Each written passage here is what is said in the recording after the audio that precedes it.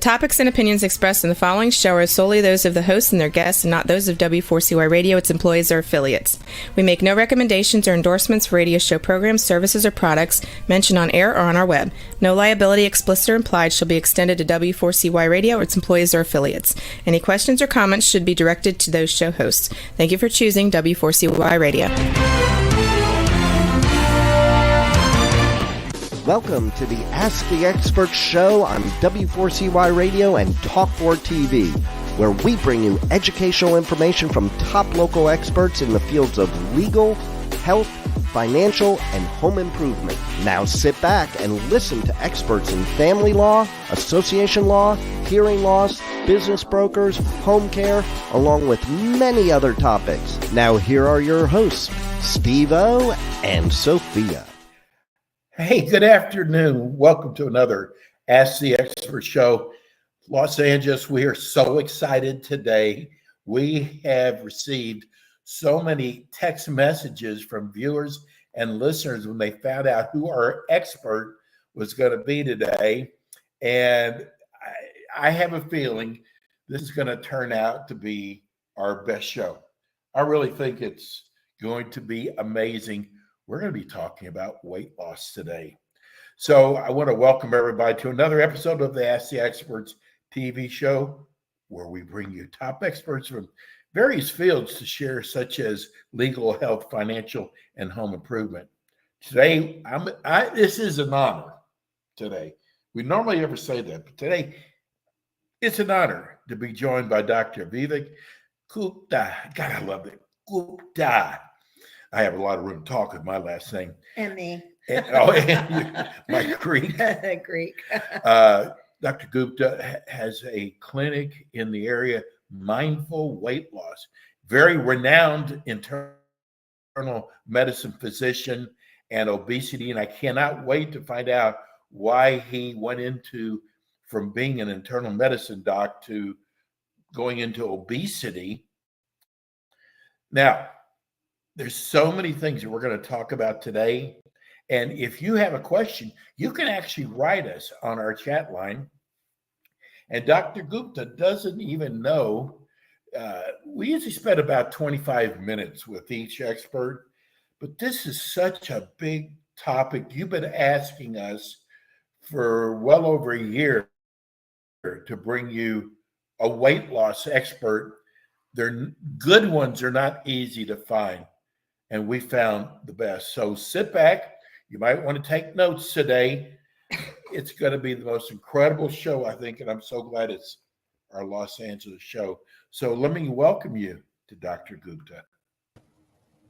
Hi, everyone. You guys are really kind. Thank you for that introduction. But I'm glad to be here. I'm really honored to be here. Well, I got to tell you, Dr. Gupta,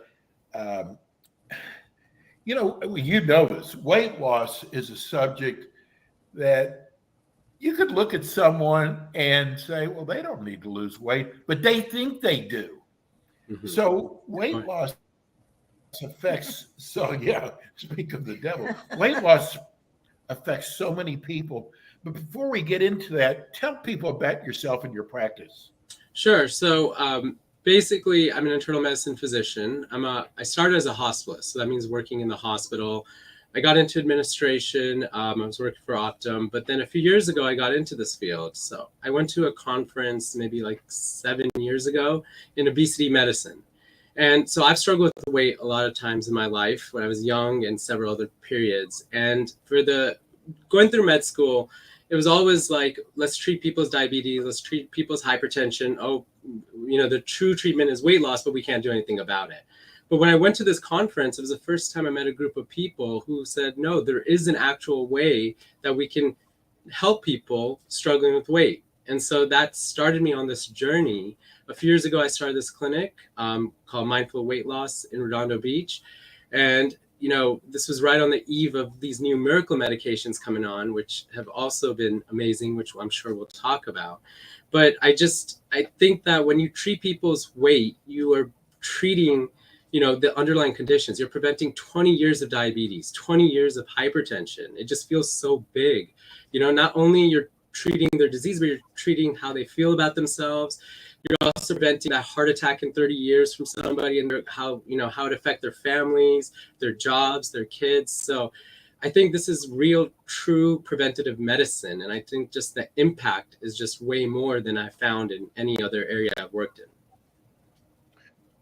Well, you mentioned some of the things that overweight causes, but you left out one that's important to me: sleep apnea. Oh my gosh, that's a huge thing. It's very big, actually. And it's actually really interesting. They did a good study where they took two groups of people, and one group had sleep apnea and one group who didn't. They put them on the same amount of calories.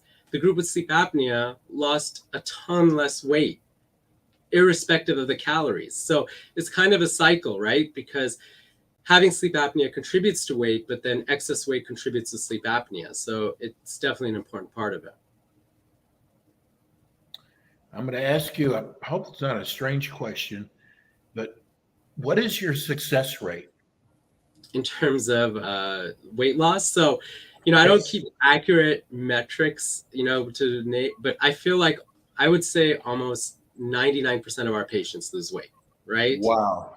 So it sounds very grandiose, but the thing is that, these new medications, which again, we'll talk about, I'm sure everyone has a question on that, are really important. But I think just also our methodology and how we approach it, right? We really start from a compassion-based approach. We start from what this truly is, which is this is a function of our bodies in this food environment, right? I think too often we're all conditioned with the willpower narrative, and that this is our fault. All we got to do is eat less and move more.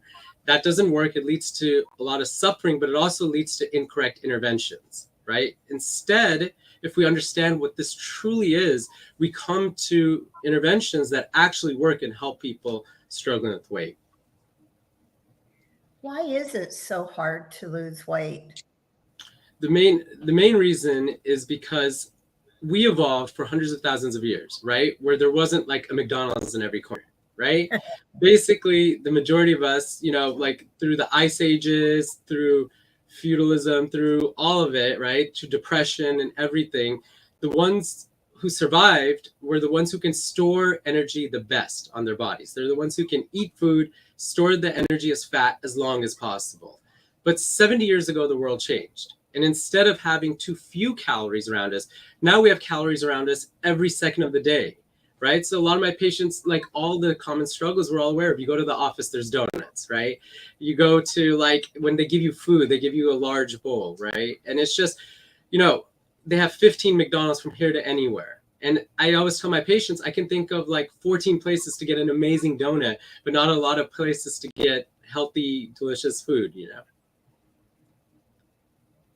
Wow. Yeah, it is. You just made me think of something. If you drive down the road, you're getting McDonald's signs, Burger King signs, Really. Taco Bell. Yeah, Taco Bell, and Dunkin' Donuts.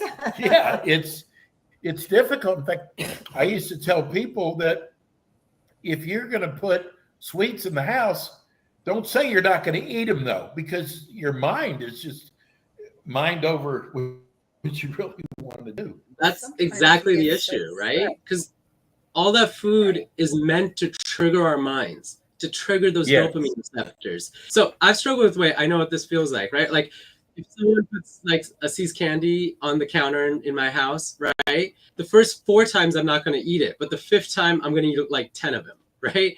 Because you might get a difficult phone call, or it has to be very subtle. You might feel a little bit bored or something.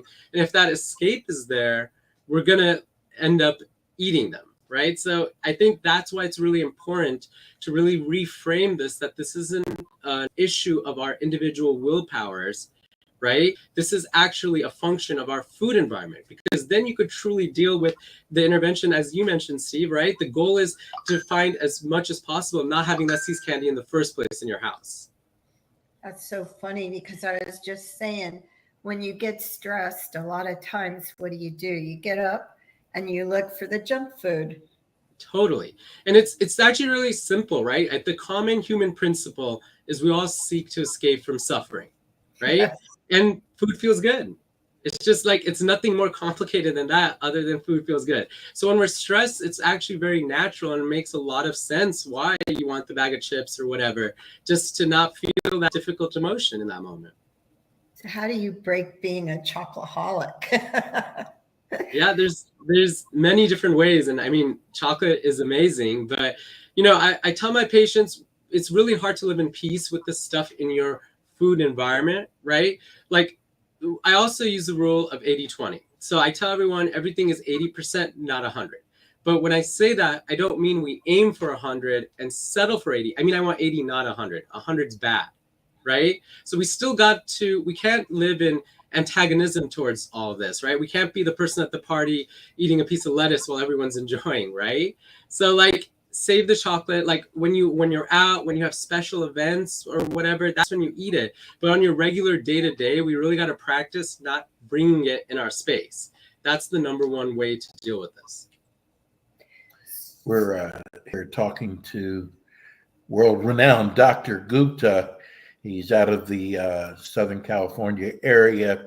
Name of his practice is Mindful Weight Loss. And I can already tell this is our first show. Our viewers and our listeners, including you and I, are going to learn so much from Dr. Gupta. And, you know, Dr. Gupta is just giving you the basics. So what we would like for you to do is contact his office, make an appointment. Dr. Gupta, what does that consist of when they make an appointment to come see you? So basically you go on the website, mindfulweightloss.com, or call the number at the bottom of the screen over there. But our first appointment, so you make an appointment, then you come see us, you come see me or my nurse practitioner, Sarah. And what we offer is we see everyone every month. We're always available. We create systems that you can always communicate, because support is essential in this whole process, right? We also have a whole health coach team where we see everyone every 2 to 3 weeks with the health coaches. So really, we've seen in studies, the more support you provide people, the more they lose weight. So it starts with a huge intervention. We spend like an hour talking to our patients, really getting to know them and seeing what the best options are in terms of nutrition, behavior, physical activity, and medications. So are you insurance-based as well, or is it all private pay? So we're private pay. We use insurance for the medications, for labs, for other things. But we found it's just much, you can provide a lot more care if you're out of the insurance system. It just makes more sense in terms of, how we run our practice. Why is it about more than eating less and moving more? So I basically say there's like 5 pillars to weight, right? So there's how much we eat, what we eat, right? Physical activity, but there's also sleep and stress. So we've seen tons of time, irrespective of calories, those things matter. Like I have a patient she has a very stressful job. She has a bad divorce and she has to stay in LA for the majority of the school year. And we've gotten her to lose weight now, but before coming to see me, she always had a difficult time. But when she went to during the summer, she would go to the East Coast where she would have childcare and she would lose 10 pounds right away, despite eating more at that time, right? So it just shows how there's all of these other factors that are involved. And sometimes I tell my patients, food is not even the main issue, right? Like sometimes even with calories, right? If, for example, we're feeling a lot of stress and that leads us to eat, the food isn't the issue. We got to figure out how to deal with that stress, right? The underlying fundamental issue of why we're eating in the first place. That's true. What percent is stress, Dr. Gupta? I'd say it's different in different people, but it depends whether that's stress. I mean, I would probably say a lot of it. So again, there's the irrespective of calorie part. So that's probably a huge component. I can't really measure it it's hard to measure it in the studies, but with calories, I think really a fundamental thing is that part of it is our food environment, but part of it is all we live really busy, stressful lives, right? So work, have to get the dinner ready for the kids, right? And then afterwards we live this stressful day. We've experienced all of this during the day, and at night we just want to relax and eat something, hang out with our spouse and watching TV. All of those are reasonable reactions to our lives, right? So I think stress has many different impacts on it, right? I have tons of patients who, again, the afternoon, as you said, like you're stressed and you have a busy day and you get like all the stuff you have to do, wanting that escape in the house, going to the pantry, right? We all have that going to the pantry moment, finding out what we want to eat. So I would say a considerable amount is stress. Well, that's stressing. I'm thinking about people I know that are overweight, that stress really could be the cause. With a woman, how much do you think are hormones versus stress? So part of, a lot of my patients are perimenopausal women. So it plays a huge role. Unfortunately, there's nothing that slows your metabolism down other than menopause, right? So I was telling everybody, it's really, it's a lot of reasons why being a woman is unfair, but that's another one, right? And that you have to deal with that stuff.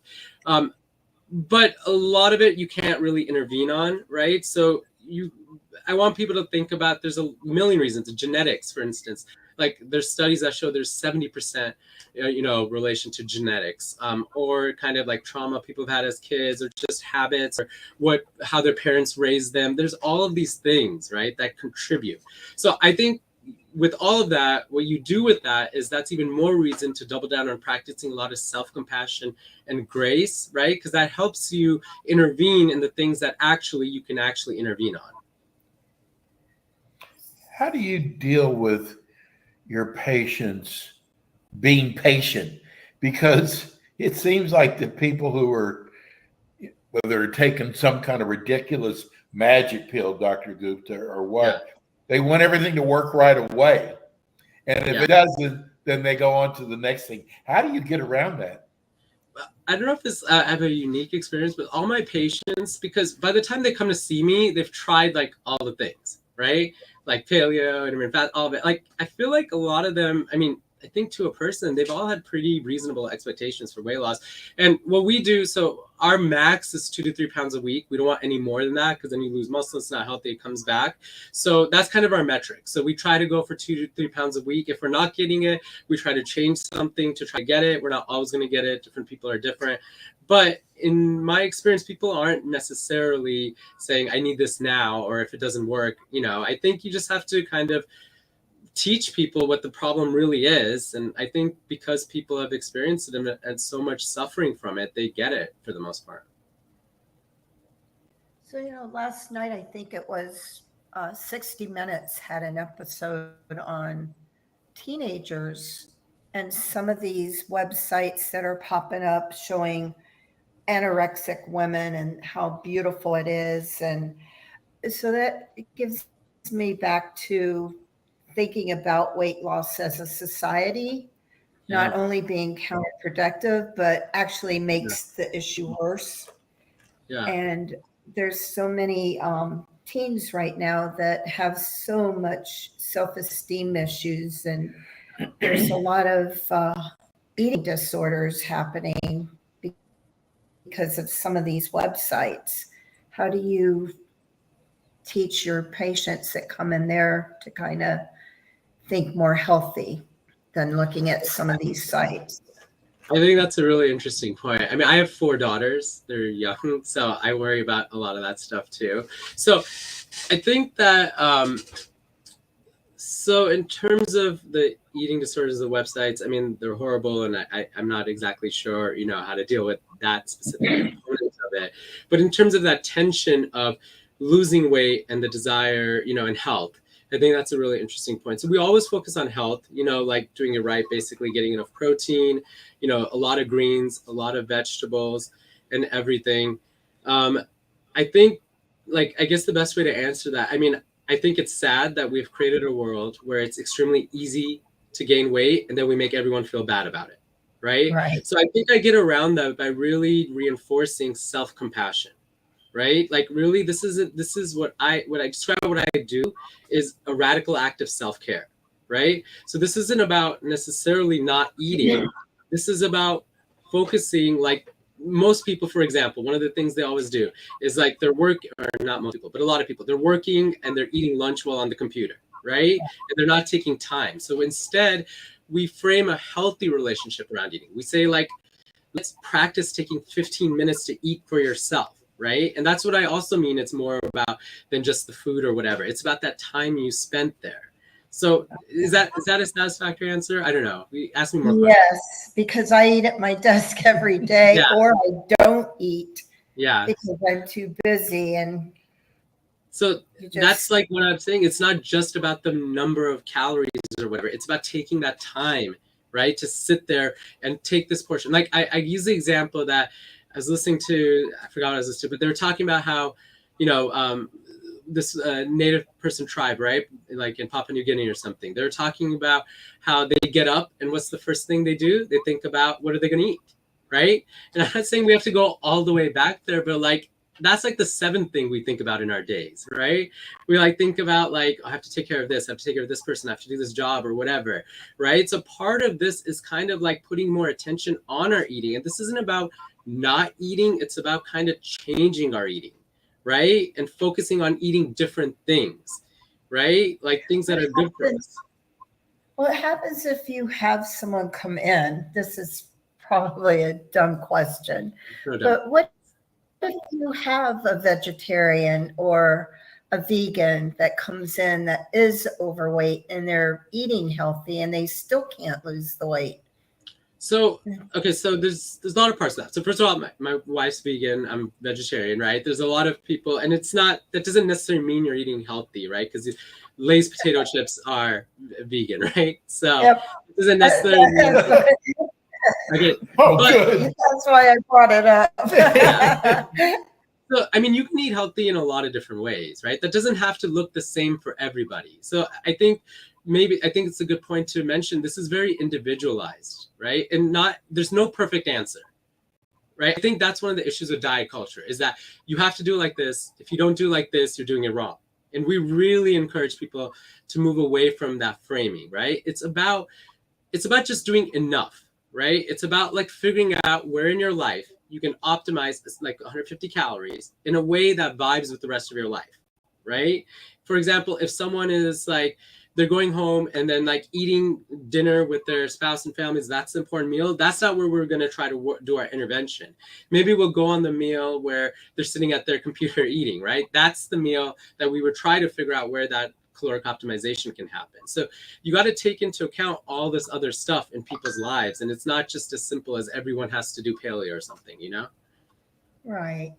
I know we someone just wrote a question that why is it when you finally do lose weight and after 3 months, you start not only putting the weight back on, but you end up even gaining more?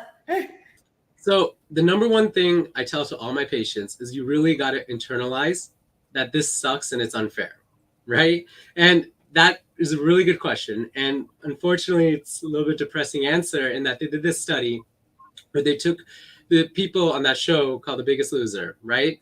They studied them 7 years later, right? They studied them 7 years later. And these people were able to maintain their muscle and stuff. But they found that to maintain their weight, they had to eat 300 calories or 500 calories less than someone who never even gained weight, right? So this is why it's completely unfair, right? It's not like you can just lose weight and then, oh, okay, it's done. Unfortunately, right, your metabolism slows down. And that's the hardest part of this whole thing. Yeah. Do you use any kind of medication in your weight loss program? Yeah, so this is it's opening, and I'm sure a lot of people are very interested in that. So there's these new medications that are out that are complete game changers in this field, right? So I won't use the brand names, I'll use the molecule names, the generic names. The semaglutide, right, is the one that's FDA indicated for weight loss. It initially came out for diabetes, it was called Ozempic. Then it got the FDA indication for weight loss and it was rebranded as Wegovy. So if you hear those two terms, they're literally the same thing, right? There's another medicine that's coming out, the molecule name's tirzepatide, brand name Mounjaro. Right now it's FDA approved for diabetes. It's going to be approved for weight loss in the future, right? That's what we think. All signs point to that. So these molecules are absolute game changers because our body has these hunger increasing pathways and hunger decreasing pathways, Okay, how the hunger decreasing pathways work is as food is moving down our GI tract, our intestines, our stomach are releasing these fullness hormones, right? Their names are GLP, GIP, CCK, amylin. They're not important, but what they do is they go to our brain, they decrease our hunger, and they slow our GI tract and make us feel full. Okay, so we have created these molecules that emulate these fullness hormones, right? They go to our brain, decrease our hunger, and make us feel full. So what they do is they decrease our hunger, decrease our cravings, increase our fullness. They make that caloric optimization easy, not hard, right? And so we definitely use these medications. And, you know, in the studies, we've seen 15, 20, 25% weight loss with these medications, which are absolute game changer compared to old medications and almost competing with surgery level weight loss. So they're a vital part, I think, now of what we do. Isn't that cheating or taking the easy way out? And what happens once you stop the medication? Do they gain it back? That's a good question. So first of all, 70% of us struggle with weight, right? So the status quo is not working, right? It like clearly isn't working. And what I say is that there's nothing natural about this food environment, right? All of this food, all this messaging, all these companies are basically a drug that is constantly increasing our hunger increasing pathways, right? So to have something to increase our hunger decreasing pathways, I think is very reasonable in this world, right? I have a good story of one of my patients. I've been treating her, she lost weight and everything. Then she went to like on vacation to Papua New Guinea, right? And over there, food wasn't as readily available, right? So she would get like a sandwich, and then what she would do is she found herself, she was like, okay, I might not get the rest of the sandwich the next day, or I might not be able to get food as easily. So what she did was she saved it to the next day. And basically, like, it wasn't out of like a suffering scarcity thing, but what happened was the system started working as it should, right? She was automatically able to regulate her eating, automatically able to do this. However, when she came back here, just driving from the airport, all the messaging flooded her brain again, and she just felt like she wanted to eat all the time, right? So in terms of if it's cheating, I think that it's cheating on the part of these food companies to spend trillions of dollars to like make it impossible to maintain a healthy weight in this world, in this food system, right? And the second question, well, first of all, is that any other questions about that? What do you guys think? No, it's true. It's true. Yeah. All the commercials, they always make it look so like you get the urges to go grab and it's a Lay's potato chip or like they're saying like you can't just eat just one, right? That's actually like if you see it in a certain angle, that's actually inaccurate about how biologically that works, right? It's very accurate. Thank you. You know, I one part that I just don't understand, I hate to admit I used to smoke. And I finally gave it up. Gosh, it's been 15, 20 years ago. That's amazing. That's really But hard. I see people who've quit smoking and they'll go back to it. No, they use food as the... Well, but you see people who go on diets and they get into a better lifestyle, and then they go back later back to where it made them gain weight again. It is a lifestyle change when you think about it.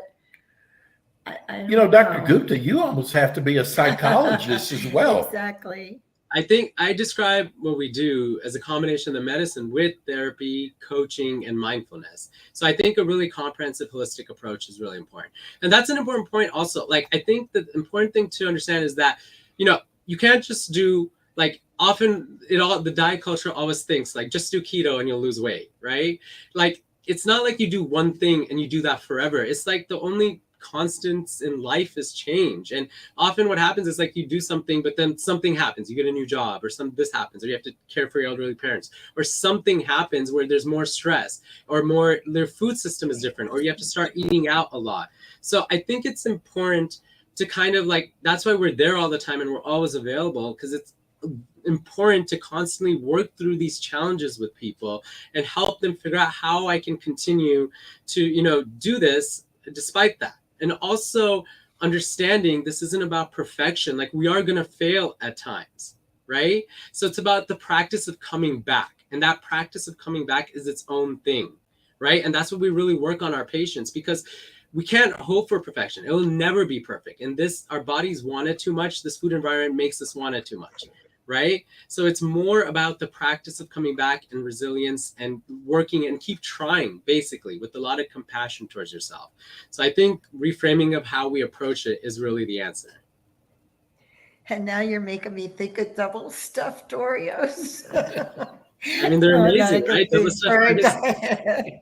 Well, it's crazy when you go to the grocery store now. Like, back in my day, we only had like regular Oreos. Now they have like 30,000 types of Oreos, because these food scientists keep studying how to make the mint ones, the peanut butter ones. They make tons of them. Ooh, nut. What about sustainability? So sustainability is important, and that answers your, for your second question, right? In terms of, we're talking about the medications, right? So what I say is that, in the studies we've seen that, unfortunately, when, people got off the medicine, right, a lot of people gained 2/3 of their weight, but that the specifics of that study were people were titrated to the highest dose in 5 months, right? And then they were either put on placebo or continued the medication and monitored for the next like 50, 60 weeks, right? So what happened is that the group on placebo regained 2/3 of their weight. So I think of this differently. First of all, 5 months is not enough time to make a lot of behavioral changes. And what we do is also provide that behavioral change with those, while we work in our program and everything. And also what we do is we titrate up the medications as we go down, and then we start using them intermittently, every 2 weeks, every 3 weeks, or whatever. And then we take them off. And then if they need them again in the future, we put them back on, right? I want to encourage people not to think of them as a simple on-off switch, but just as another tool in the arsenal to address this really difficult issue. What about, how important is sleep, Dr. Gupta? So sleep is incredibly important. And again, it's one of my 5 pillars that I say for weight loss. So sleep impacts us, right? I said the study of sleep apnea, it impacts us irrespective of calories, but also with calories, right? When we're lack of sleep, our hunger hormone called ghrelin is actually increased. So we want to eat more, right? Also, what happens is our executive function is decreased, right? So it's harder, like if those chips are there, you're going to eat them way more likely if you haven't had sleep versus if you had sleep. Right. And also you just feel miserable. And again, it's another thing of wanting us to escape suffering. Right. That happens to me when I'm lack of sleep. It's just much easier. You'll go like, OK, I want to order DoorDash or whatever that day. Right. And it's important. And again, adds to some of the structural reasons of why this is hard, because in our world, again, a lot of our jobs, a lot of this makes it more difficult. Our life challenges make it difficult to get a good night's rest. That's true. So what happens if somebody doesn't have an appetite and they're not eating enough? How do you change that to help? Because I know you need the energy for your metabolism to help lose the weight, but what if somebody doesn't have an appetite and they're we work still very gaining? So sorry, are you talking about people on medications or not on medications? No, just in general, if they're just not eating enough, they don't have an appetite, but yet they're gaining weight. Yeah, so I mean, it's again just like more complicated than just less calories. But I have a lot of patients who come in and again, they've tried things, and a lot of that's why we really reinforce or stress that this is a disease, right? This is 100% disease. And what we do in those cases, right, first of all, there might be, then you focus on kind of what people are eating, right, instead of how much, right? Because a lot of people have mastered the how much, or they're not masters isn't the right word, but they're already not eating a lot. So that's what they're eating, right? Like if you focus on kind of the ultra processed foods and switching to more like vegetables, proteins, things like that, right? Or making sure they're getting an adequate amount of protein, because that's what we found in my experience that always happens is that when people aren't eating a lot of protein, right, our body responds by not wanting to move as much and you stop burning calories. So you still got to eat that right amount of the right stuff, right, to be able to, continue to, lose weight. Right. Well, I got a tough question for you because we are come to the end. Why should I come to your clinic, Dr. Gupta? Because it's a good question, but basically what we do again is provide this holistic and comprehensive approach, right? We provide, like, we're there all the time for our patients. We really strive to have amazing customer service. There's one number of people message us, we respond to them, we're always available, and we work really hard to take care of our patients. And because I guess the most essential answer is we get to know patients, like really get to know them, and really, you know, figure out what's going on in their lives, and really from a compassionate approach, which I can't stress enough, right? Because this isn't about judgment, right? This isn't about criticism. It's not even about no pain, no gain, right? It's really, really from a compassionate perspective, understanding where people are coming from and figuring out where we can move the levers in a way that's truly sustainable in their lives, right? In a way that's working smarter, not harder. So I think we have, based on our results and our success and kind of how patients have responded to us, it seems like it's working. So I think it's a good, I think that's the answer to that. I see why you're considered a renowned authority on weight loss. And you know what? We had a lot of chiropractors that wanted to be our expert in weight loss for this show, but I just feel much better about having Dr. Gupta. Yeah, so I mean, medicine doctor. Yeah, I'm internal medicine and board certified in obesity medicine too. So that's really helpful to stay. Let's get all these people asking, what is your phone number? Oh, it's a 310-220-4543. For the people who are listening on radio. Oh yeah, we are watching, and this is for iHeart's library. Dr. Gupta, I cannot wait to do. You're going to be with us every month. Yeah. I cannot wait to do your next show, and I can tell by the people who are listening and watching, this could be our #1 show. I think it's already the #1 show. You guys are too kind. Stop sucking up. Thank you, Dr. Gupta. We'll see you soon. Thank you, Dr. Gupta. Thank you. Oops. Wow. He is good. Yeah. He is good. You got this big smile on your face. I'm gonna try. He makes so much sense, you know. I had to ask about the meds. I mean, people stop taking them, and then what happens? So. And he did say sleep's important, and he did say stress is very important. Yeah, it's kind of hard when you have stressful things around you. Turn the switch off. Oh, that's easy. You know how to do that. All right. Anyway, we've come to an end of the show today. Thank you, our great producer, Rebel. We'll be back with you next Tuesday at 2:00 Pacific Standard Time with more Ask the Experts. Have a good week. Be productive. We'll see you soon. Thank you.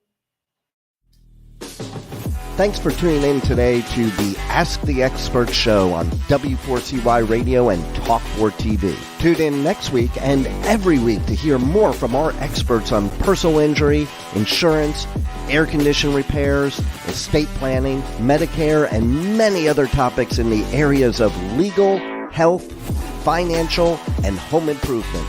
See you next week.